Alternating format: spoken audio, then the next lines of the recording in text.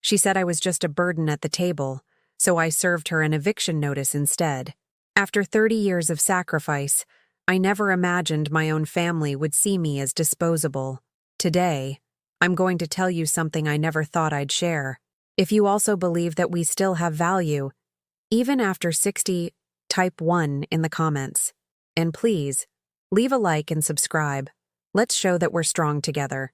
The crystal glasses caught the dining room light like tiny prisons, each one positioned exactly where my mother had taught me decades ago. Formal settings make people feel special, Margaret, she used to say, her weathered hands guiding mine across the mahogany table that had witnessed every holiday, every birthday, every milestone for 37 years.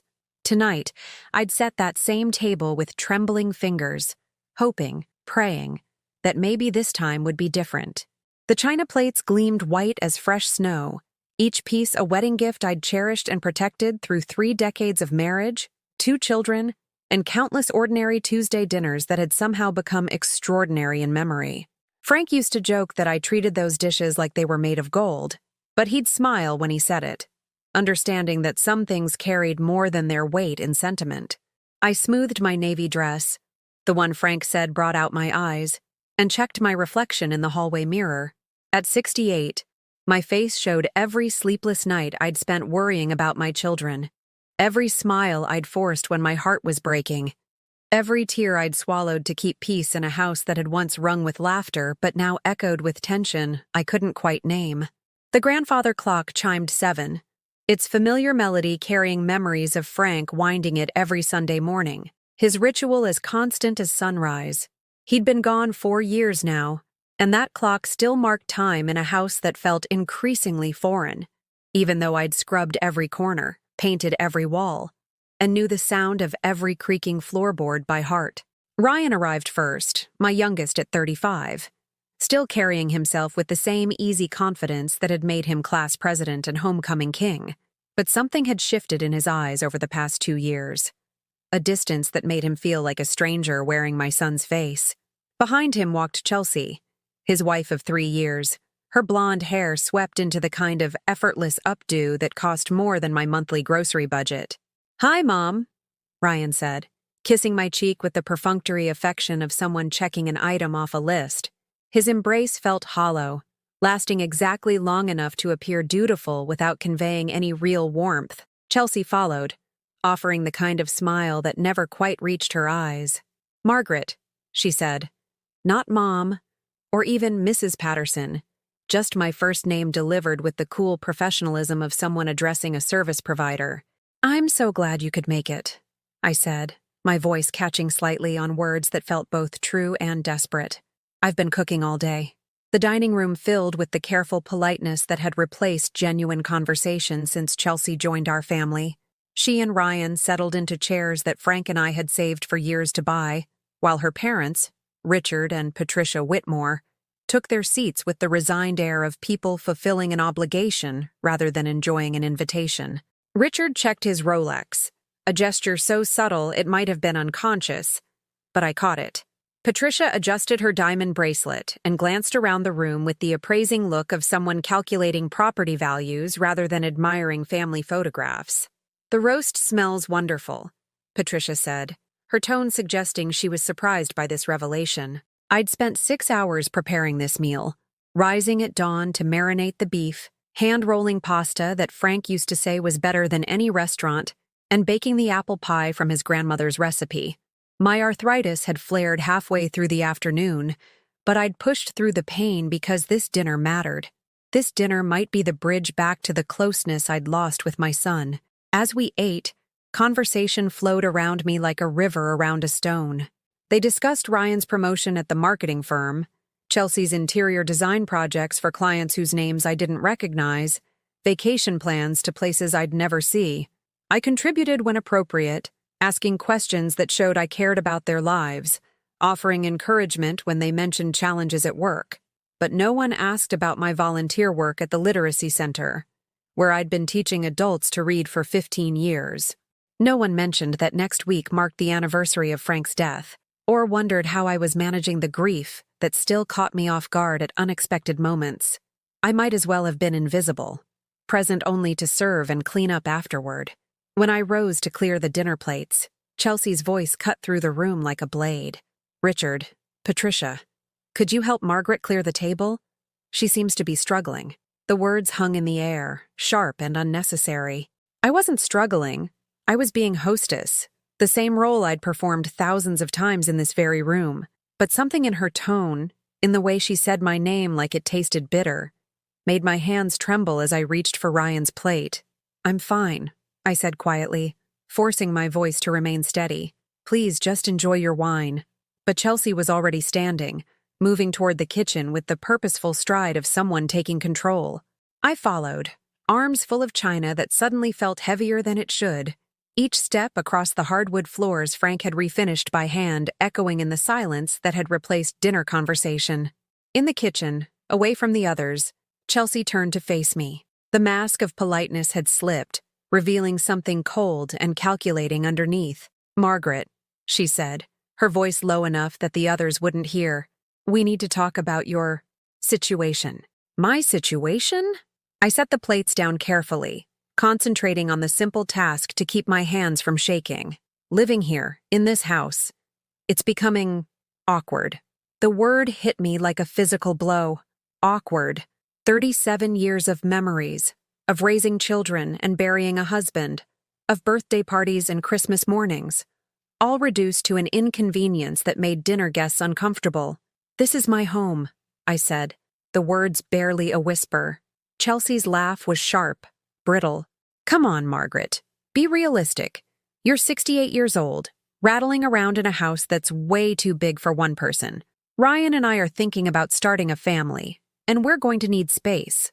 The implication hung between us like poison gas, slowly filling my lungs until I could barely breathe. They wanted my house. They wanted the life Frank and I had built, the walls that held our history, the rooms where our children had taken their first steps and said their first words. "Ryan never mentioned—" "Ryan doesn't like confrontation," Chelsea interrupted, "but he agrees that it's time for you to consider other arrangements. There are lovely senior communities these days, places where you could make friends your own age, have activities planned for you. Senior communities, other arrangements." The euphemisms felt like slaps, each one designed to make my displacement sound reasonable, even beneficial. I thought of Frank's workshop in the basement, where his tools still hung in the exact arrangement he'd preferred.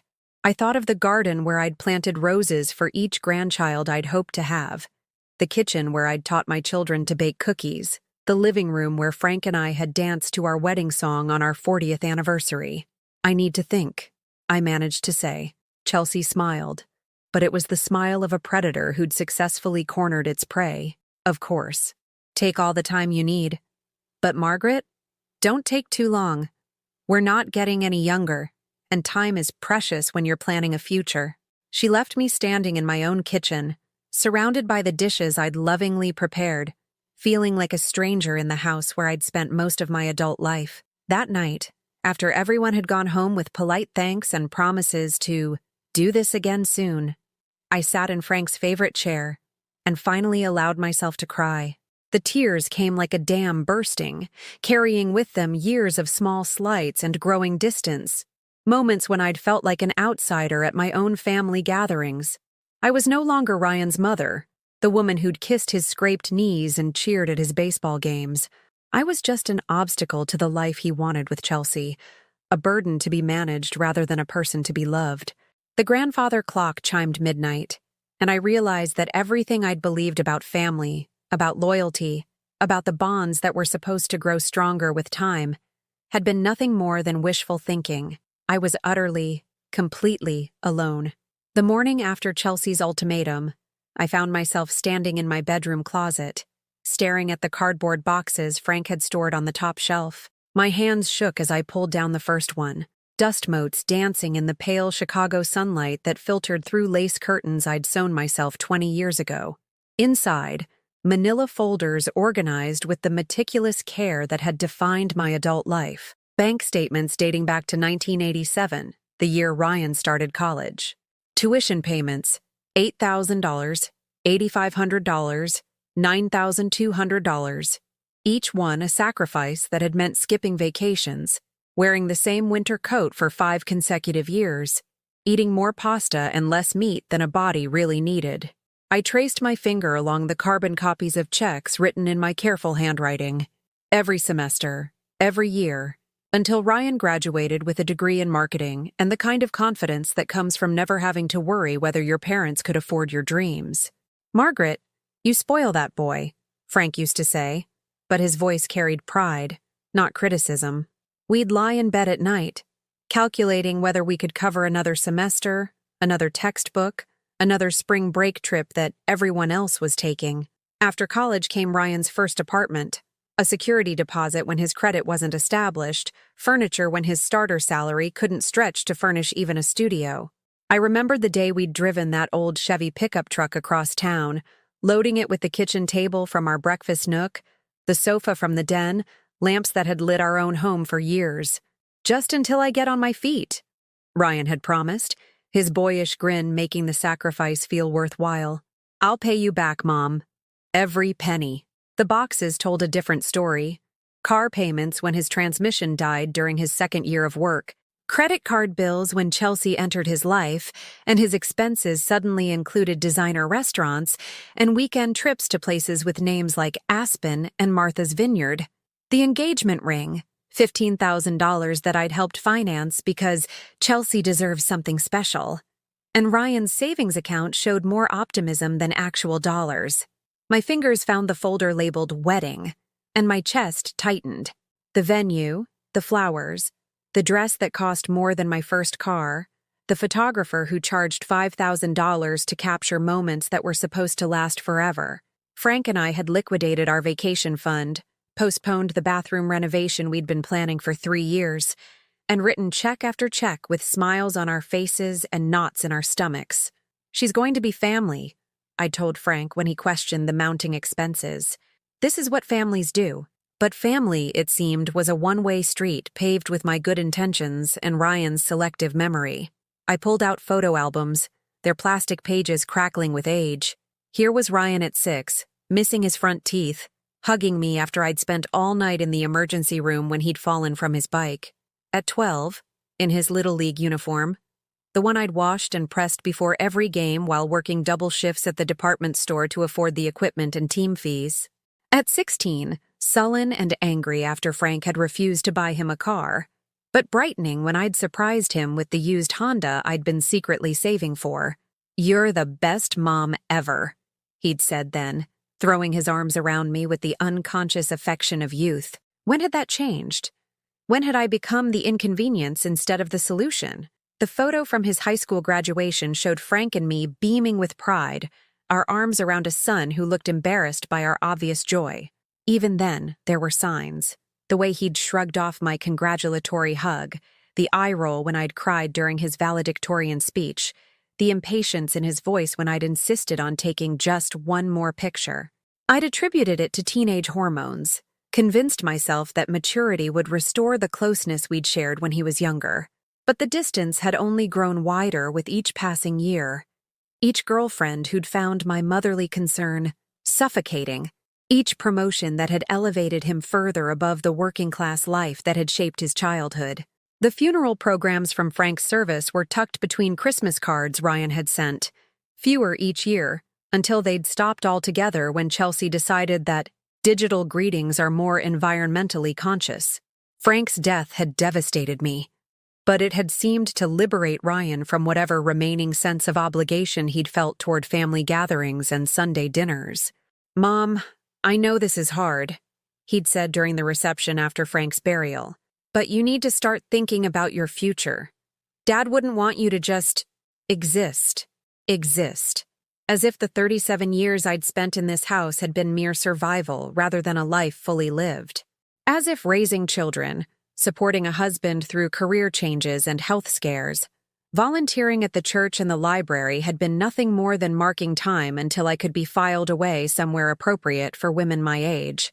I found the folder with my own financial records, the ones Chelsea would never see, but that told the real story of sacrifice and strength. The part-time jobs I'd taken when Frank's construction work slowed during economic downturns. The overtime shifts at the department store during Christmas seasons, my feet swelling in shoes that were already too tight, smiling at customers while my back ached and my head pounded. The life insurance policy Frank had insisted on maintaining even when premiums meant choosing between cable television and dental checkups. The small investments I'd made, $50 here and $100 there, money that had grown slowly but steadily over decades of careful planning and modest living. This house was mine, not because Ryan deserved it or Chelsea coveted it, but because Frank and I had earned every square foot through decades of mortgage payments made on time, property taxes paid without complaint, maintenance performed with our own hands to save money for our children's futures. I'd painted every room at least twice, stripped wallpaper until my fingers bled, refinished hardwood floors on my hands and knees because professional installation was beyond our budget. This house wasn't just shelter. It was a monument to persistence, proof that two people who'd started with nothing could build something lasting through love and determination. But sitting there surrounded by evidence of my own generosity, I felt the weight of a terrible question settling into my bones. Was I used? The phrase echoed in my mind as I closed the albums and returned the folders to their boxes. Had Ryan ever loved me? Or had I simply been a convenient source of financial support disguised as maternal affection? Had Frank and I been so eager to provide opportunities our own parents couldn't afford that we'd raised a son who saw giving as weakness and receiving as entitlement? I thought of Chelsea's words from the night before. Time is precious when you're planning a future. As if my future was less valuable than theirs. As if my dreams mattered less than their convenience. The afternoon light was fading when I finally descended to the kitchen, my legs stiff from sitting on the floor for hours. The house felt different somehow, larger and smaller simultaneously, as if the walls had shifted to accommodate my new understanding of my place within them. I made tea in the china cup Frank had given me for our first anniversary, the one with tiny roses that had faded but not disappeared. As I sipped the Earl Grey that had been my afternoon ritual for 20 years, I realized that Chelsea was right about one thing. Time was precious, but she was wrong about whose time mattered most. I was no longer the young mother who'd believe any sacrifice was worthwhile if it made her children happy. I was no longer the devoted wife who'd defer her own dreams to support her husband's ambitions. I was Margaret Patterson, 68 years old, owner of this house and architect of this life. And for the first time in 30 years, I was going to start making decisions based on what I wanted, rather than what everyone else expected. The grandfather clock chimed 5, and I smiled as I finished my tea. Tomorrow, I would begin planning my future. Not the one Chelsea had in mind, but the one I was finally ready to claim. 3 days after my revelation in the closet, Ryan appeared at my front door unannounced. Through the peephole, I could see him shifting his weight from foot to foot, the way he used to when he was 7 and had broken something valuable. But this time, he wasn't alone. "Mom, we need to talk," he said when I opened the door, not waiting for an invitation before stepping into the foyer. Chelsea followed behind him, her designer heels clicking against the hardwood floors Frank had installed the summer before Ryan started kindergarten. "Of course, sweetheart," I said, though something cold was settling in my stomach. "Can I make you some coffee? I just bought those vanilla creamer cups you used to love." "This isn't a social visit," Chelsea said, settling onto the sofa without removing her coat, as if she planned to make this quick. Ryan remained standing, his hands buried deep in his pockets, avoiding my eyes the way he had when he was 12 and had lied about breaking Mrs. Henderson's window with his baseball. "Sit down, Mom," he said, his voice carrying an authority I didn't recognize. When had my baby boy learned to speak to me like I was a subordinate? I perched on the edge of Frank's favorite chair, my spine straight, despite the arthritis that made sitting uncomfortable. The afternoon light streaming through the windows I'd cleaned just yesterday seemed harsh now, illuminating dust motes that danced like tiny accusations in the air between us. "We've been thinking about what we discussed the other night," Chelsea began, pulling a folder from her oversized purse with the efficiency of someone conducting a business meeting. "And we've come up with some solutions that could work for everyone." Solutions. As if my life was a problem requiring their intervention. She spread several brochures across the coffee table, glossy pamphlets featuring silver-haired people playing chess and tending gardens, their smiles as artificial as the names of the facilities: Sunset Manor, Golden Years Community, Autumn Hills Assisted Living. These places are beautiful, Mom, Ryan said, finally meeting my eyes with the forced enthusiasm of a salesman pitching a product he didn't believe in. Look at this one. They have art classes, book clubs, even a beauty salon right on site. I picked up the Sunset Manor brochure, my hands trembling slightly as I read the fine print. Monthly fees starting at $4,200 for a studio apartment. Activities coordinator. Nurse on duty. Medication management. All the euphemisms for warehousing inconvenient elderly parents who had outlived their usefulness. They're very expensive, I said quietly. Well, that's the beauty of our plan, Chelsea said, leaning forward with the predatory smile I'd come to recognize. The equity in this house would more than cover the entrance fee and several years of monthly payments. And once you're settled, you wouldn't have to worry about maintenance, property taxes, all those tedious responsibilities. You want me to sell my house? I said, the words tasting like ash in my mouth. It's not really about what we want, Ryan said, though his tone suggested otherwise. It's about what makes sense. You're not getting any younger, and this house is way too much for one person to handle. I thought of the gutters I'd cleaned last fall, standing on a ladder despite my fear of heights because I couldn't afford to hire professionals. The furnace filter I'd changed myself, following the instructions Frank had written in his careful handwriting before his heart attack. The garden I'd weeded and watered every day, watching the roses bloom in colors that matched the bedrooms where my children had once slept. I handle it just fine, I said. Chelsea's laugh was sharp, brittle. Margaret, be honest. When was the last time you had friends over? When did you last take a vacation? You're wasting your golden years rattling around in a house full of memories when you could be living your best life. Living my best life. The phrase was hollow, meaningless, like something from a self-help book written by someone who'd never had to choose between heating bills and prescription medications. This is my life, I said, my voice stronger than I felt. This house is my life. That's exactly the problem, Chelsea said, her mask of patience finally slipping. Your entire identity is wrapped up in a building. That's not healthy for someone your age. You need to start thinking about legacy, about what really matters. Legacy. As if 37 years of marriage, 2 children raised to adulthood, and a house maintained through love and determination wasn't legacy enough for someone like me. What about my things? I asked, gesturing toward the family photos lining the mantel, the books Frank and I had collected over decades, the china cabinet holding wedding gifts and anniversary presents.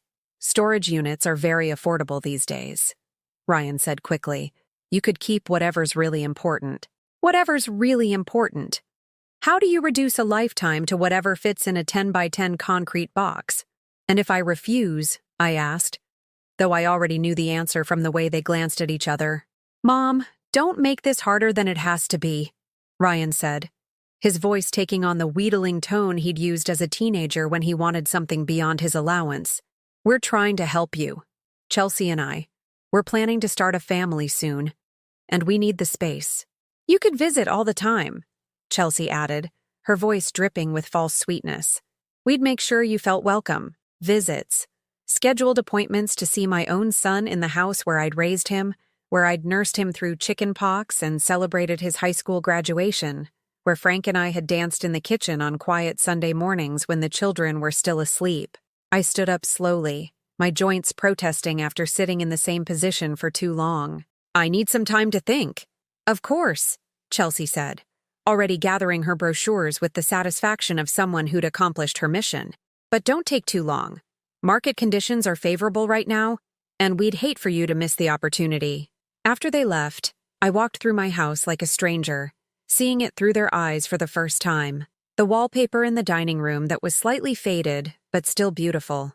The kitchen appliances that worked perfectly despite being 15 years old. The hardwood floors that showed the wear patterns of a family's daily life. Scuff marks by the front door. A slight depression where Frank's recliner had sat for 20 years. They saw burden where I saw beauty. Problems where I saw character. Expense where I saw home. That evening, I did something I hadn't done since Frank's funeral. I opened a bottle of wine by myself, the Merlot we'd been saving for a special occasion that would never come now. I sat in the living room as darkness fell, sipping wine and remembering the first Christmas morning in this house, when Ryan was 6 and Sarah was 4, their faces glowing in the light of the tree Frank had cut himself from Johnson's tree farm, the birthday parties in the backyard, with games and homemade cake and children's laughter echoing off the fence Frank had built to keep our little ones safe. The night Sarah had called from college, sobbing because her boyfriend had broken up with her, and I'd talked her through her heartbreak from this very chair, promising her that love would come again when she was ready. The morning Frank had his first heart attack, and I'd ridden in the ambulance holding his hand, whispering promises about all the years we still had together. Every room held ghosts of my life, not the haunting kind, but the comforting presence of memories that had shaped me into the woman I'd become. How could I explain to Ryan and Chelsea that selling this house wouldn't just change my address? It would erase the geography of my identity. By my third glass of wine, the tears were flowing freely, not just for the house, but for the son I'd apparently lost somewhere along the way. When had Ryan stopped seeing me as his mother and started viewing me as an obstacle? When had providing for his comfort become enabling his selfishness? I thought of all the times I'd said yes when I should have said no, all the boundaries I'd failed to establish because I'd confused love with accommodation. I'd been so afraid of losing my children's affection that I'd taught them my love could be taken for granted. The wine made me bold, and I found myself dialing Sarah's number in Seattle, where she worked as a pediatric nurse and lived in an apartment she could barely afford. When she answered, her voice was thick with sleep. I'd forgotten about the time difference. "Mom, is everything okay? It's almost midnight there.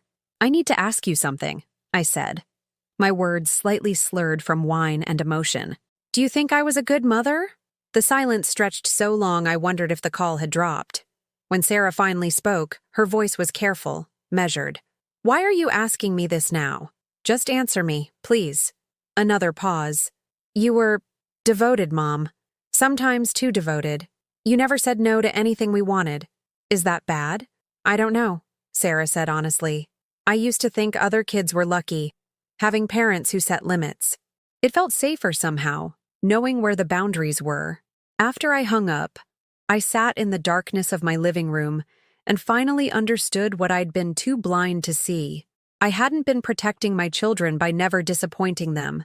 I'd been protecting myself from their rejection, even if it meant sacrificing my own needs, my own dignity, my own home. The grandfather clock chimed midnight, and I made a decision that felt both terrifying and liberating. I was done being convenient. Tomorrow, I would start saying no. The next morning brought an unexpected visitor.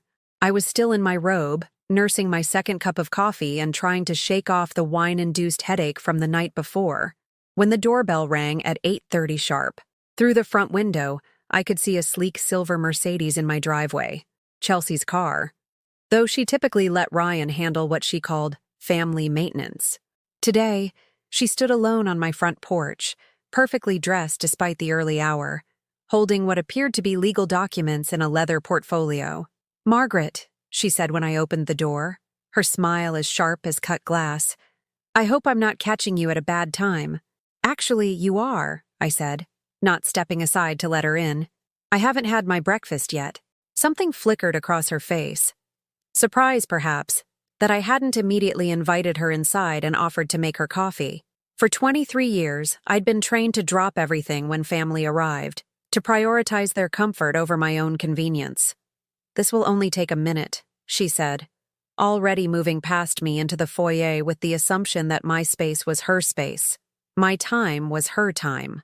"I've brought some paperwork that might make yesterday's conversation easier." I followed her into the living room, watching as she spread documents across my coffee table with the efficiency of someone who'd done this before. Real estate listings, mortgage calculators, contact information for estate sale companies. "I took the liberty of having the house appraised," she said, pulling out a thick report bound in blue covers. "The market value is quite impressive, $485,000. More than enough to secure you a lovely place at Sunset Manor and leave a substantial nest egg for your remaining years." My remaining years. As if my life was winding down toward some predetermined endpoint rather than continuing to unfold with possibilities I hadn't yet imagined. "You had my house appraised," I said slowly, without asking my permission. It's just a preliminary assessment, Chelsea said, waving her hand dismissively. Nothing binding. I wanted to show you how beneficial this transition could be for everyone involved. Everyone involved, I repeated. And who exactly is involved in the decision about where I live? For the first time since I'd known her, Chelsea looked uncertain. Well, Ryan and I, obviously. We're family. We want what's best for you. What's best for me, I said, settling into Frank's chair with deliberate care, is for me to decide where I want to live. Chelsea's smile tightened. Margaret, I understand this is emotional, but emotion isn't a good basis for major life decisions. You need to think practically about your future. I am thinking practically, I said, surprised by the steadiness in my own voice. I'm thinking about the fact that this house is paid off, which means my housing costs are limited to taxes and maintenance. I'm thinking about the fact that I know every neighbor on this street, every shortcut to the grocery store, every repair service that won't overcharge a woman my age. But the upkeep is manageable, I interrupted, a word I'd never dared to use with Chelsea before. I've been managing it quite well for 4 years since Frank died. Chelsea set down her papers and fixed me with the look she typically reserved for service workers who'd disappointed her. Margaret, I think you're being unrealistic about your capabilities. Ryan and I have noticed some concerning changes lately. What kind of changes? Memory issues, confusion about dates. Last week you called Ryan Frank twice during our conversation. The accusation hit me like a physical blow. I had called Ryan by his father's name, once when he'd laughed at something on television, the sound so reminiscent of Frank that it had transported me back 30 years, and once when he'd stood in profile against the kitchen window, his silhouette matching the shape of my husband's shadow. Grief isn't dementia, I said quietly. Of course not, Chelsea said, her voice dripping with false sympathy. But at your age, these little slips can be early warning signs. Wouldn't you rather be somewhere with professional oversight before things become difficult? Professional oversight. Another euphemism for surrendering control of my own life to strangers who would see me as a collection of symptoms rather than a woman with nearly 7 decades of experience making her own decisions. I think, I said, standing up with the kind of decisive movement I hadn't made in years, that this conversation is over. Chelsea blinked, clearly not expecting resistance. Margaret, please don't be hasty. Ryan is going to be so disappointed if you won't even consider. Then Ryan can come talk to me himself, I said, walking toward the front door with steps that felt stronger than they had in months.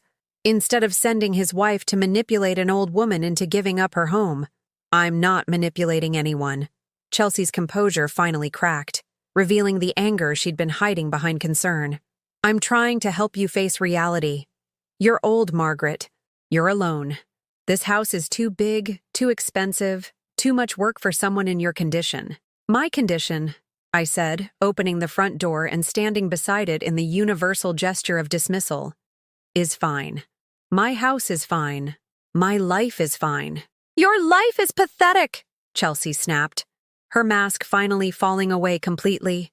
You sit in this museum all day, talking to pictures of a dead man, pretending you're still relevant.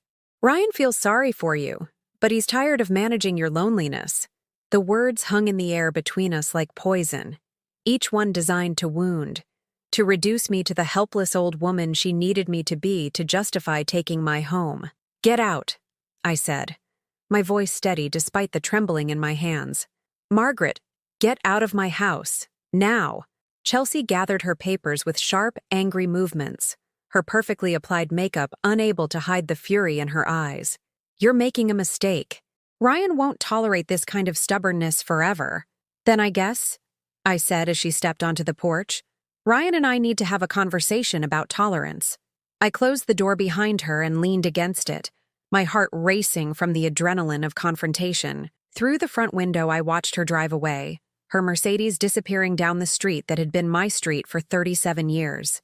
For the first time in decades, I had said no to my family and survived. An hour later, my phone rang. Ryan's name appeared on the caller ID, and I let it ring 4 times before answering.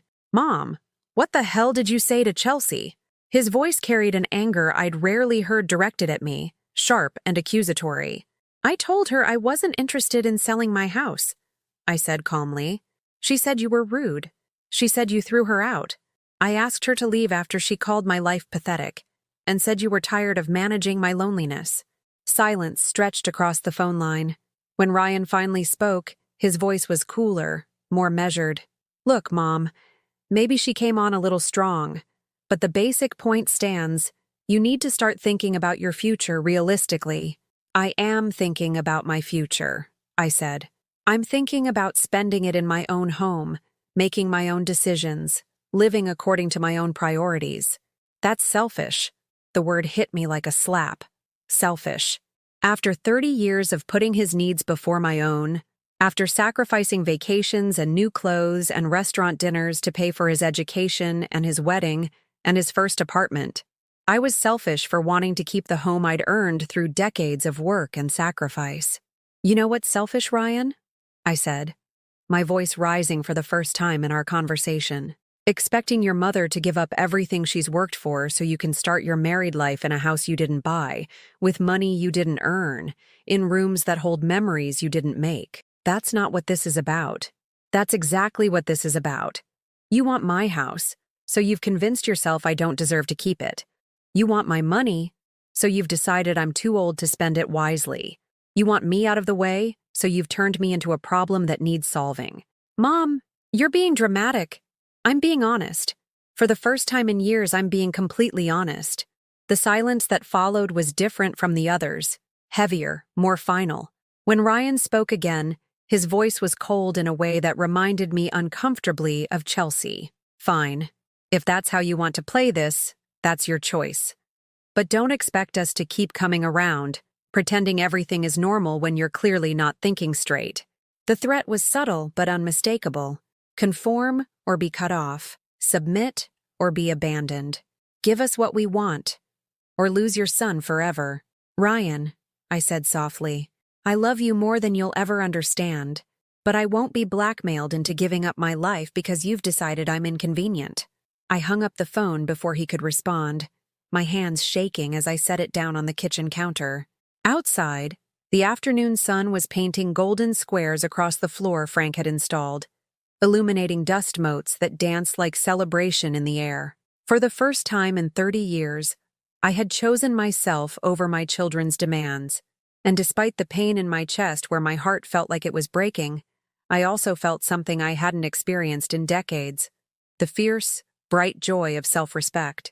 3 days passed without a single phone call from Ryan. 3 days of silence that should have felt like punishment, but instead felt like the first deep breaths I'd taken in years. I woke each morning without the familiar anxiety of wondering what crisis I'd need to solve, what guilt I'd need to absorb, what sacrifice I'd need to make to maintain peace in a family that had forgotten I was more than just a convenient resource. On Thursday morning, I did something I hadn't done since Frank's funeral. I got dressed without considering anyone else's expectations. Instead of the practical slacks and sensible blouses I'd worn for decades, I pulled out the emerald green dress I'd bought impulsively 2 years ago and never worn. It still had the tags attached, evidence of how thoroughly I'd trained myself to purchase only what others would approve of. The dress fit perfectly, the color bringing out my eyes in a way that reminded me of the woman I'd been before I'd learned to make myself smaller to accommodate everyone else's comfort. I applied makeup with the careful attention I used to give it when Frank and I had date nights, back when we still believed we had endless time ahead of us. The mirror reflected someone I barely recognized, not the tired, anxious woman who'd spent 4 years apologizing for taking up space in her own life, but someone who looked like she had places to go and things to do that mattered. I drove to downtown Evanston, parking near the library where I'd volunteered for 15 years, but had stopped going after Frank died, telling myself I was too grief-stricken to be useful to anyone. The truth was simpler and more shameful. I'd stopped doing things that brought me joy because I'd believed that joy was selfish when my family needed my constant attention. Linda Morrison, the head librarian, looked up from her desk with surprise and delight when she saw me approach. Her gray hair was styled in the same practical bob she'd worn for decades, and her reading glasses hung from a chain that had become her signature accessory. "Margaret Patterson," she said, rising to embrace me with the warmth of someone who'd genuinely missed my presence. "Where on earth have you been? We've had a stack of adult literacy applications sitting here for months, waiting for someone with your patience and skill to review them." The adult literacy program. I'd helped establish it 12 years ago, working with immigrants and high school dropouts who'd found the courage to pursue their dreams despite the obstacles life had placed in their way. Teaching someone to read their first complete sentence, watching their face transform with pride and possibility. It had been some of the most meaningful work of my life. "I thought maybe you didn't need me anymore," I said, the words revealing more vulnerability than I'd intended. "Not need you?" Linda laughed, the sound echoing through the quiet library. "Margaret, you were our secret weapon. Half the students who came through our program succeeded because you made them believe they could. The other half succeeded because you refused to let them quit when things got difficult." She led me to the corner where we'd conducted tutoring sessions, a cozy area with comfortable chairs and good lighting that felt like a living room rather than a classroom. On the walls hung photos of graduation ceremonies, adults in their 40s, 50s, and 60s receiving their GED certificates, many of them holding signs thanking the volunteers who'd helped them achieve dreams they'd carried for decades. "See this one?" Linda pointed to a photo of a woman in her 60s, beaming as she held her certificate. "Elena Vasquez. Do you remember her?" I did remember. Elena had come to us speaking broken English, ashamed of her inability to read the medication labels that could save or endanger her diabetic husband's life. She'd cried during our first session, convinced she was too old to learn something she should have mastered as a child. "She's working as a pharmacy technician now," Linda continued. "She sends us a Christmas card every year, always mentioning how you changed her life by believing in her when she couldn't believe in herself." Looking at Elena's photograph, I felt something shift inside my chest, a loosening of the tight knot of worthlessness that had been choking me for months. I'd spent so much time focusing on what my family took from me that I'd forgotten what I'd given to strangers, the lives I'd touched, the difference I'd made in ways that couldn't be measured in dollar amounts or inheritance planning. "We have a new student starting Monday," Linda said, pulling a file from her desk. "Patricia Williams, 63 years old, wants to read well enough to help her granddaughter with homework. She specifically requested a tutor who'd understand what it feels like to start over later in life." Start over later in life. The phrase resonated through my bones like a bell struck at just the right frequency. That's exactly what I was doing, wasn't it? Starting over at 68. Rediscovering who I was when I wasn't defined entirely by other people's needs and expectations. "I'd like to work with her," I said, surprised by the firmness in my own voice. "Excellent. Monday at 10? Monday at 10. That afternoon, I did something else I hadn't done in years. I went shopping for myself, not grocery shopping or errand running, but the kind of browsing that had no purpose beyond pleasure, no goal beyond discovering what caught my eye when I wasn't calculating costs or considering other people's preferences. In the bookstore, I bought 3 novels I'd been wanting to read. Books Frank would have dismissed as women's fiction, with the gentle condescension of someone who believed his preferences should shape mine. At the department store, I purchased a set of sheets in a color I loved, deep purple that Chelsea would have called inappropriate for someone your age. But that made me think of lavender fields and sunset skies. I ate lunch alone at a cafe I'd passed hundreds of times but never entered, ordering the salmon salad because it sounded delicious. Not because it was the least expensive item on the menu. The other diners were mostly women my age, many of them sitting alone with books or crossword puzzles, comfortable in their own company in a way that seemed revolutionary to someone who'd spent decades believing that solitude was evidence of failure. The waitress, a young woman with kind eyes and tired feet, refilled my coffee without being asked and commented on the book I'd brought with me. "I loved that one," she said, nodding toward the novel splayed open beside my plate. "The ending made me cry, but in a good way, you know?" We talked for 10 minutes about books and endings and the way stories could make you feel less alone in the world. It was the kind of casual human connection I'd forgotten was possible.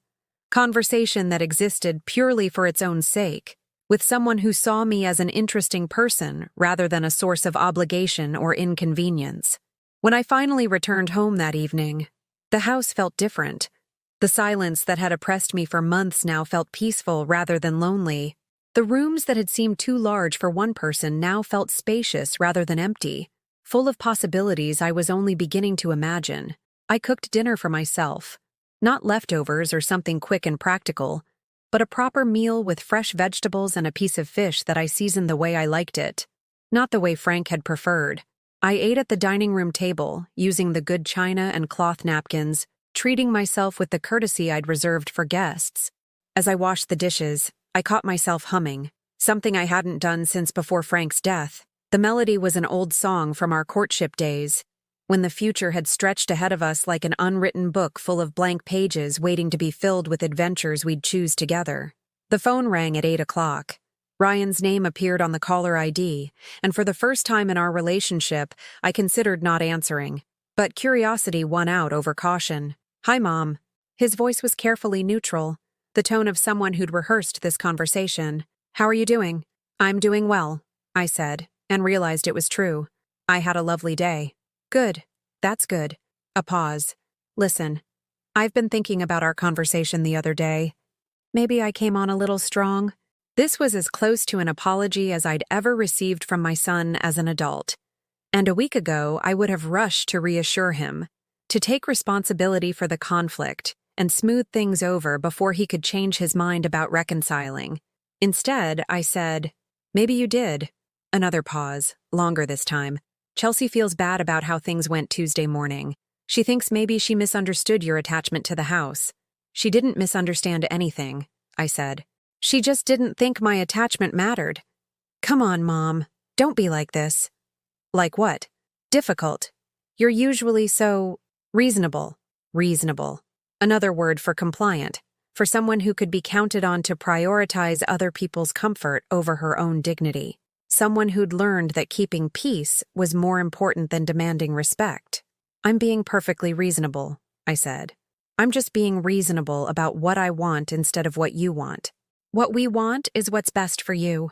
"No," I said, the word feeling powerful in my mouth. "What you want is what's most convenient for you. There's a difference." The silence stretched between us until I began to wonder if he'd hung up. When he finally spoke, his voice carried a cold disappointment that once would have sent me scrambling to apologize. "I hope you're happy, Mom, because this stubbornness is going to cost you more than you realize." "Ryan," I said gently, "I'm happier today than I've been in years. And if standing up for myself costs me a relationship where I'm not treated with respect, then maybe that's a price worth paying." This time, he did hang up. I set the phone down and walked to the window overlooking the backyard where Frank had built a swing set for the children, where I'd hosted birthday parties and barbecues and Easter egg hunts. The swing set was long gone, replaced by the rose garden I'd planted after the children moved out. But the memories remained, layered like photographs in my mind. For 30 years, I'd believed that love meant saying yes to everything, accepting any treatment, prioritizing everyone else's happiness over my own well-being. I'd confused martyrdom with motherhood, sacrifice with devotion, but standing in my own kitchen, in my own house, wearing a dress that made me feel beautiful, I finally understood the difference between love and enabling, between kindness and self-destruction. Tomorrow, I would begin tutoring Patricia Williams, helping her discover that it's never too late to learn something new. Tonight, I would read one of my new books in my own bed, surrounded by purple sheets that no one else had to approve of. And for the first time in years, I would sleep the deep, peaceful sleep of someone who'd chosen herself and discovered the sky hadn't fallen after all. 2 weeks into my newfound independence, they came as a united front.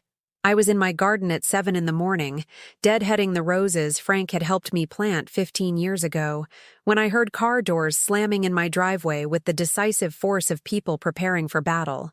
Through the morning mist, I could see them gathering like storm clouds. Ryan and Chelsea, her parents Richard and Patricia, and someone I didn't recognize. A thin man in an expensive suit carrying a briefcase that suggested official business. They moved with the coordinated purpose of people who'd planned this intervention carefully, timing their arrival for when they assumed I'd be vulnerable and unprepared. I was neither. "Margaret," Chelsea called out, her voice carrying the false brightness of someone performing concern for an audience. "We need to talk to you. All of us. Together. I straightened slowly, my hands still dirty from the soil that had given me more peace in the past hour than I'd felt during years of family dinners. My back ached from bending over the flower beds, but my spirit felt stronger than it had in decades. "Good morning to you too," I said, not moving toward them but not retreating either. "This is quite a welcoming committee for 7 in the morning." "Mom, please," Ryan said, his voice carrying the strained patience of someone who'd rehearsed this conversation. "Can we go inside? We have some things we need to discuss." "We can discuss them right here," I said, pulling off my gardening gloves with deliberate care. I like the fresh air. The stranger stepped forward, extending a business card with the practiced smile of someone accustomed to delivering unwelcome news. "Mrs. Patterson, I'm Dr. Gerald Hoffman, a geriatric psychiatrist. Your family has asked me to conduct a preliminary assessment of your mental competency." Mental competency. The words hung in the morning air like a diagnosis, cold and clinical and designed to reduce my 47 years of independent adulthood to a medical condition requiring professional intervention. "My mental competency," I repeated, feeling something dangerous and powerful rising in my chest. "And what exactly has led my family to question my ability to manage my own affairs?" Dr. Hoffman consulted his clipboard with the detached professionalism of someone reading a grocery list. "Concerns about memory loss, poor judgment regarding financial decisions, social isolation, and what appears to be increasingly erratic behavior." "Erratic behavior," I said, my voice steady despite the fury building behind my ribs. "You mean like refusing to sell my house when ordered to do so?" "Mom, that's not fair," Ryan said, but his eyes wouldn't meet mine. "We're worried about you.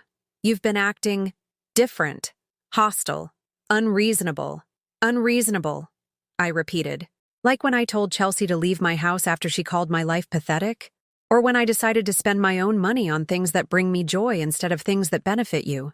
Chelsea stepped forward, her face a mask of wounded concern that didn't quite hide the calculation in her eyes. "Margaret, we know this is hard to hear, but you've become combative and paranoid. Last week you hung up on Ryan when he was only trying to help." "I hung up," I said, "when my son told me that standing up for myself would cost me more than I realized," which sounded remarkably like a threat. Richard Whitmore cleared his throat with the authority of someone accustomed to controlling conversations through sheer force of presence. "Mrs. Patterson, we're not here to argue about past misunderstandings. We're here because we're concerned about your welfare and your ability to make sound decisions." "My ability to make sound decisions," I said, looking directly at him, "like the decision to pay for your daughter's wedding when my own husband was battling cancer and we could barely afford his medical treatments? Or the decision to give your son-in-law $40,000 over 5 years to help him establish his career while I worked retail to make ends meet?" The silence that followed was profound, broken only by the sound of morning birds and the distant hum of traffic from the street. That had been my street for 37 years. Dr. Hoffman made notes on his clipboard, seemingly oblivious to the family dynamics playing out before him. "Mrs. Patterson, your family has also expressed concern about your social isolation. When was the last time you had friends over for dinner?" "When was the last time?" I countered. "My family came over for dinner without trying to convince me to sell my house and move into institutional care." "That's not what we're doing," Ryan said. But his protest lacked conviction. "Isn't it?" I walked closer to the group, noting how they unconsciously stepped back as if my independence might be contagious. "Let me tell you what you're doing. You're trying to have me declared mentally incompetent so you can take control of my finances and force me to make decisions that benefit you rather than me. We're trying to protect you," Chelsea said, her voice rising with frustration at my refusal to play the role of grateful victim. "From what? From living in the house I own, spending the money I earned, making choices about my own life? Or are you protecting me from the inconvenience of being an autonomous person who might not do what you want?" Patricia Whitmore spoke for the first time, her voice carrying the dismissive tone of someone addressing a child having a tantrum. "Margaret, you're clearly upset and not thinking clearly. Why don't we all go inside, have some coffee, and discuss this calmly?" "I am thinking clearly," I said, surprised by the strength in my own voice. "More clearly than I have in years. Clear enough to recognize manipulation when I see it. clear enough to understand that this isn't about my welfare. It's about your convenience. I turned to Dr. Hoffman, who was still scribbling notes like a court reporter documenting testimony. Doctor, I assume you'll want to conduct some kind of evaluation. I'm happy to submit to any cognitive tests you'd like to administer. But I have some questions for you first. He looked up, apparently surprised that the subject of his assessment had opinions about the process. What kind of questions? Have you spoken to anyone other than my family about my mental state? My doctor, perhaps? The librarian who works with me twice a week? The neighbors who've known me for decades? His hesitation was answer enough. Have you reviewed my financial records to determine whether I'm actually making poor decisions? Or are you relying entirely on my family's characterization of my choices? Another pause. Have you considered that what my family calls erratic behavior might actually be the completely rational response of someone who's finally recognized that she's been taken advantage of for years? Mom, that's enough, Ryan said, his voice sharp with the authority he'd assumed he could exercise over me. You're proving our point. This hostility isn't normal for you. You're right, I said, feeling something inside me crystallize into diamond-hard resolution. This hostility isn't normal for me. For 30 years, I've been abnormally compliant, abnormally generous, abnormally willing to sacrifice my own needs for your convenience. If recognizing my own worth makes me hostile, then I'm proud to be hostile. I walked past them toward my front door, then turned back to face the assembled tribunal that had come to judge my fitness for independence. Dr. Hoffman, you're welcome to evaluate my mental competency, but you'll do it properly, with cognitive tests, medical records, interviews with people who actually know me as more than just a source of financial support, and you'll do it in my house, at my convenience, with my attorney present. You don't need an attorney, Chelsea said quickly. This is just a family conversation. No, I said, my voice carrying across the morning air with the clarity of church bells. This stopped being a family conversation the moment you brought a psychiatrist to question my sanity for refusing to surrender my home to people who see me as an obstacle rather than a person. I looked at each of them in turn. Ryan, whose face showed the petulant disappointment of someone whose manipulation had been exposed. Chelsea, whose mask of concern had finally slipped to reveal the cold calculation underneath. Her parents, who were probably already calculating the resale value of my house. And Dr. Hoffman, who was beginning to understand that his preliminary assessment might not go as smoothly as he'd been led to expect. Here's what's going to happen, I said, feeling more powerful than I had since Frank's death. You're going to leave my property. You're going to stop treating me like an incompetent child who needs your permission to live in her own house.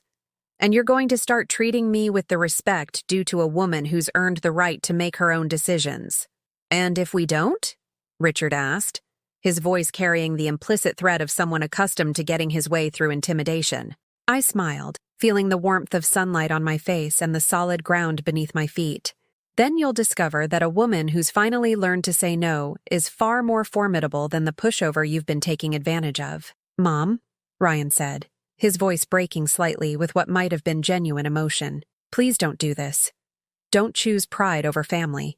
I'm not choosing pride over family, I said gently. I'm choosing self-respect over manipulation. If you can't love me without controlling me, then maybe what we had wasn't really love at all. The silence that followed was broken only by the sound of Dr. Hoffman closing his notebook and walking back toward his car without a word. Smart man. He'd recognized the difference between an incompetent elderly woman and a formidable opponent who'd finally decided to fight back. One by one, they followed him, their carefully planned intervention crumbling like a house of cards in a strong wind. Ryan was the last to leave, standing in my driveway with the lost expression of someone whose assumptions about the world had just been shattered. I love you, Mom, he said. And for a moment I heard echoes of the little boy who used to run to me when he scraped his knees.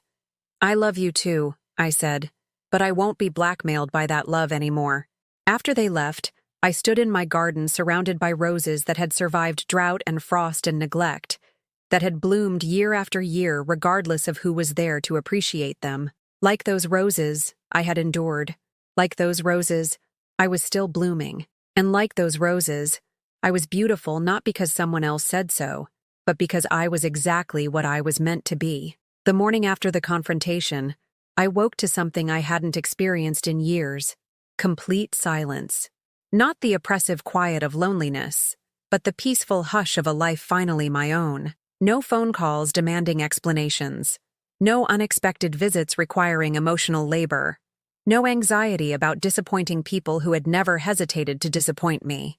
I made coffee in my favorite mug, the one with the chipped handle that Chelsea had always criticized, and sat at my kitchen table watching cardinals at the bird feeder Frank had hung outside the window. The male's bright red plumage caught the morning light like a small flame, and I realized I couldn't remember the last time I'd noticed birds or flowers, or any of the small beauties that surrounded me every day.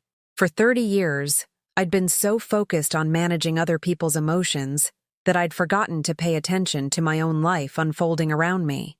Patricia Williams arrived for her second tutoring session at exactly 10 o'clock, carrying a worn notebook and the kind of determined hope that reminded me why I'd fallen in love with teaching adults to read. At 63, she moved with the careful dignity of someone who'd learned that the world could be cruel to women who dared to pursue dreams later in life. "I practiced like you showed me," she said, settling into the comfortable chair by the library window. "Every night after my granddaughter goes to bed, I read one page from her favorite book. Yesterday, I only had to ask her for help with 3 words. That's wonderful progress," I said, and meant it. Patricia's courage to start over, to admit she needed help, to believe she deserved better than the limitations others had placed on her. It was inspiring in ways she probably couldn't imagine. We worked through a simple story about a woman starting a garden, and I watched Patricia's face transform as she connected letters to sounds, sounds to words, words to meaning. When she successfully read an entire paragraph without help, her smile was so radiant it made my chest tighten with vicarious joy. "Mrs. Patterson," she said as we finished the session, "can I ask you something personal?" "Of course. You seem different, happier than last week. Did something good happen?" I considered the question carefully. Had something good happened? From one perspective, my family had essentially disowned me. My son had threatened me with psychiatric evaluation, and I was more alone than I'd been since Frank's death. But from another perspective, the one that mattered, I'd reclaimed my voice, my choices, my right to exist as more than just a convenient resource for other people's ambitions. "I think," I said slowly, "I finally remembered who I am when I'm not trying to be who everyone else wants me to be." Patricia nodded with the understanding of someone who'd spent decades making herself smaller to fit other people's expectations. That's the hardest lesson to learn, and the most important one. After she left, I did something that would have seemed impossible a month ago. I called Sarah in Seattle, not because I needed something or felt obligated to maintain contact, but because I wanted to hear my daughter's voice and share something good that had happened in my life. "Mom?" Sarah's voice carried surprise and the faint distraction of someone juggling multiple tasks. "Is everything okay? You don't usually call during the week." "Everything is fine," I said, settling into Frank's chair with the kind of relaxation I hadn't felt during family phone calls in years. "I wanted to tell you about something wonderful that happened today." I told her about Patricia, about the joy on her face when she read her first complete paragraph, about the literacy program I'd rejoined, and how much I'd missed the sense of purpose it gave me. "That sounds amazing, Mom," Sarah said, and for the first time in years, she sounded genuinely interested rather than politely obligated. "I always admired how patient you were with your students. I could never do what you do." "You could," I said. "Patience isn't a gift. It's a choice. And it's easier to be patient with people who appreciate your efforts." A pause. "Mom, is everything okay with you and Ryan? He called last week and said you were going through some kind of difficult phase." Difficult phase. As if standing up for myself was a temporary illness I'd recover from with proper treatment. "Ryan and I are having some disagreements about my future," I said carefully. "He thinks I should sell the house and move to assisted living. I disagree." "Assisted living?" Sarah's voice sharpened with what sounded like genuine concern. "Mom, why would you need assisted living? You're perfectly capable of taking care of yourself." The validation hit me like warm sunshine after a long winter. Here was my daughter, my practical, no-nonsense daughter, confirming what I'd known, but had begun to doubt under the constant pressure of Ryan and Chelsea's campaign. "Thank you for saying that," I said, my voice catching slightly. I was beginning to wonder if I was deluding myself about my capabilities. "Are you kidding? Mom? You're one of the most competent people I know. You've been managing that house and your finances and your own life just fine since Dad died. Better than fine, actually. You've been thriving. When was the last time someone had used that word to describe my life?" "Sarah," I said, feeling brave enough to ask the question that had been haunting me, "do you think I was a good mother?" The question hung in the air between Chicago and Seattle, carrying years of accumulated doubt and the desperate need for honest assessment. "You were an incredible mother," Sarah said without hesitation. "Maybe too incredible. You gave us everything we wanted and most of what we didn't even know we needed. The only thing I ever worried about was whether you were giving us so much that you weren't keeping anything for yourself." I closed my eyes, feeling something tight and painful in my chest finally begin to loosen. I thought that was what love meant. Giving everything.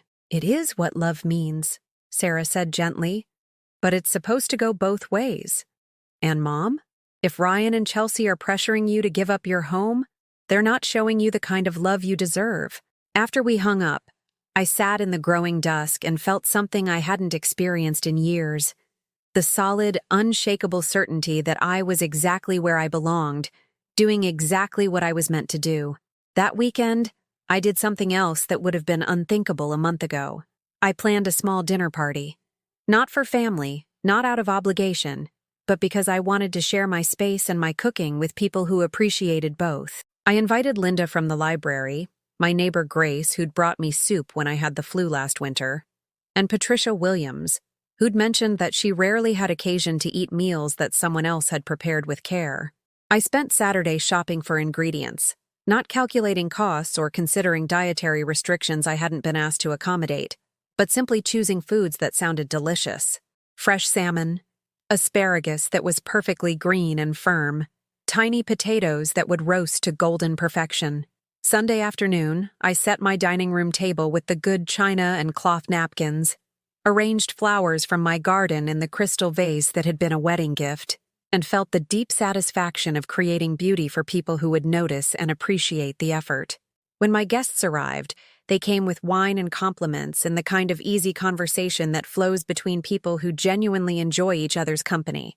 We talked about books and gardens and travel dreams, about adult children and aging parents and the complex negotiations required to live authentically in a world that preferred women to be convenient rather than complicated. "Margaret," Grace said as we lingered over coffee and the lemon cake I'd made from my grandmother's recipe, "you seem so vibrant lately. What's your secret?" I considered the question while watching candlelight flicker across faces that showed interest rather than judgment, warmth rather than calculation.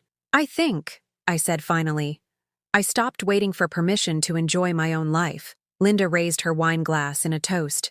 "To enjoying our own lives, and to friends who remind us that we deserve to." We clinked glasses in the dining room where I'd hosted so many meals that felt like performances rather than celebrations. And I realized that this laughter and genuine connection, was what family was supposed to feel like. After everyone left, I cleaned the dishes with the unhurried pleasure of someone who'd chosen to create this experience, rather than feeling obligated to endure it. The house felt full rather than empty, blessed rather than burdened by the evening's warmth. That night, I pulled out a leather journal I'd bought years ago but never used. Intimidated by its blank pages and the presumption that my thoughts were worth recording, I opened it to the first page and wrote, "Today I remembered that I am not just someone's mother or someone's burden or someone's inconvenience. I am Margaret Elizabeth Patterson, and I have value that exists independent of what I can provide to other people. I am 68 years old, and I am just beginning to understand what it means to live." Outside my bedroom window, the street I'd called home for 37 years stretched into darkness, punctuated by the warm glow of windows behind which other families were probably negotiating their own complex relationships with love and obligation and the space between them. But for the first time in years, I wasn't worried about anyone else's negotiations. I had my own life to live, my own choices to make, my own happiness to pursue, and tomorrow I would wake up in my own house, in my own bed, surrounded by my own things, and continue the exhilarating work of rediscovering who I was when I belonged completely to myself. 6 months later, I stood in my kitchen preparing Thanksgiving dinner. Not because anyone had demanded it, but because I'd chosen to host a celebration that would actually feel like celebration. The turkey was smaller than the massive birds I'd wrestled with for decades, the guest list shorter but infinitely more meaningful. Sarah had flown in from Seattle the night before, and watching her rediscover the mother she'd lost somewhere along the way had been more healing than any therapy session could have provided. She'd helped me rearrange furniture, laughing at stories I'd forgotten I had the right to tell, marveling at the confident woman I'd become since she'd last visited 2 years ago. "Mom," she'd said that morning, sitting at the kitchen table with coffee and the newspaper, "I need to tell you something. I was worried when Ryan first called about your difficult phase, but seeing you now, I think this might be the healthiest you've been since Dad died." The dinner table was set for 8, Sarah and me, Linda and her partner Carol, Grace and her adult son Mark, who'd driven down from Milwaukee, Patricia Williams and her granddaughter Jasmine, the 9-year-old who now read bedtime stories to her grandmother instead of the other way around. Ryan had called 3 days earlier, his voice careful and formal, asking if he and Chelsea could join us. The old Margaret would have said yes immediately, desperate to heal any rift that threatened family unity. The new Margaret had listened to his request, considered what she wanted rather than what was expected, and said gently but firmly, "Not this year." "But it's Thanksgiving," he'd protested, as if tradition trumped respect, as if family obligation overruled the need for boundaries. "It is Thanksgiving," I'd agreed, "and I'm grateful for the family I've chosen to surround myself with, people who see me as more than just a convenient source of service and support." The silence that followed had stretched long enough for me to wonder if he'd hung up. When he finally spoke, his voice carried a hurt that might have been genuine. "Mom, we're still your family." "Yes," I'd said, surprised by the gentleness I felt toward the son who'd tried to have me declared incompetent. "But being family isn't enough anymore. I need you to also be kind." As I carved the turkey, a skill I'd perfected over 40 years of holiday meals, I reflected on how much had changed since that awful dinner party when Chelsea had first suggested I was burden at my own table. The dining room looked the same, with Frank's grandmother's china and the crystal glasses that caught afternoon light. But the energy was completely different. Instead of stilted politeness and underlying tension, there was genuine laughter and the easy warmth of people who actually enjoyed each other's company. Patricia regaled us with stories about her granddaughter's latest reading achievements, while Jasmine demonstrated her improved vocabulary with words that delighted her. Grace updated us on her volunteering at the animal shelter, where she'd found her calling in helping senior dogs find new homes with senior citizens, who understood that starting over was possible at any age. "I think," Linda said as we passed around dishes of stuffing and cranberry sauce, "we should go around the table and share what we're most grateful for this year." The tradition was familiar, but the sincerity was new. When it was my turn, I looked around at faces that reflected genuine affection rather than dutiful tolerance, and felt overwhelmed by the abundance of my carefully chosen life. "I'm grateful," I said, my voice steady despite the emotion rising in my chest, "for learning the difference between being loved and being useful, and for discovering that I could be loved for who I am, rather than what I provide." Sarah reached across the table to squeeze my hand, her eyes bright with tears that seemed to be equal parts sadness for lost time and joy for found strength. After dinner, while Sarah and Grace tackled the dishes with the camaraderie of women who'd bonded over shared stories about children who'd needed too much for too long, I found myself alone with Patricia on the front porch, wrapped in sweaters and watching the last of the autumn leaves drift down from the oak tree Frank had planted when Ryan was born. "Mrs. Patterson," Patricia said, her voice thoughtful in the way that came from someone who'd spent months learning to choose words carefully. "Can I ask you something?" "Of course. Do you ever regret it? Standing up to your son the way you did? I mean, do you miss having him in your life, even if it meant being treated badly?" The question hung in the crisp November air, honest and complicated, and deserving of an equally honest answer. I'd asked myself the same thing dozens of times over the past 6 months, usually late at night when the house was quiet and my thoughts had room to wander into darker territories. I miss the son I thought I had, I said finally.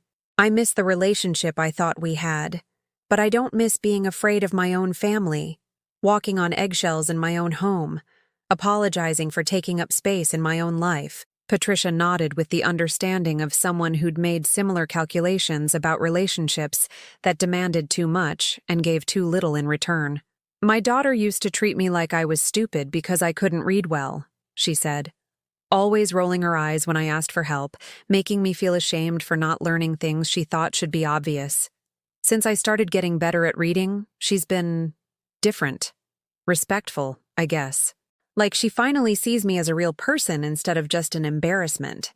People treat you the way you teach them to treat you, I said, thinking of all the years I'd taught my family that disrespect was acceptable as long as it was dressed up as concern. It's scary though, isn't it? Patricia continued, setting boundaries with people you love.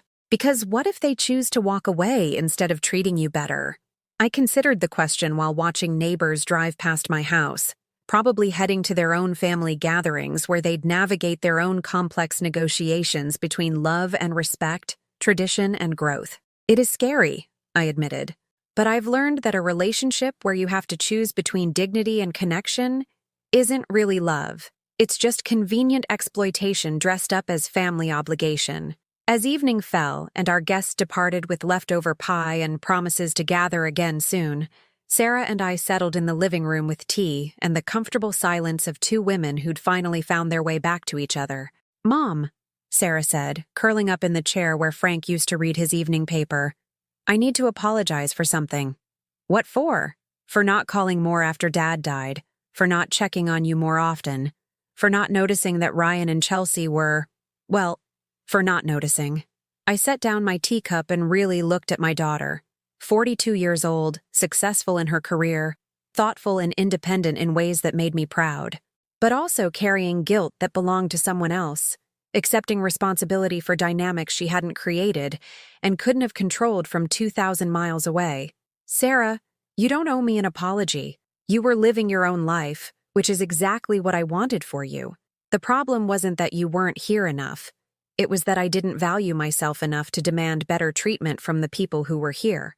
But I should have seen, you should have lived your life," I interrupted gently, "which is what you did.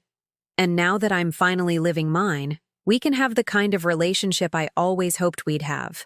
One based on choice rather than obligation, affection rather than duty." That night, after Sarah had gone to bed in the guest room that was finally being used by someone who actually wanted to be there, I sat in my kitchen with the journal I'd been writing in faithfully for 6 months.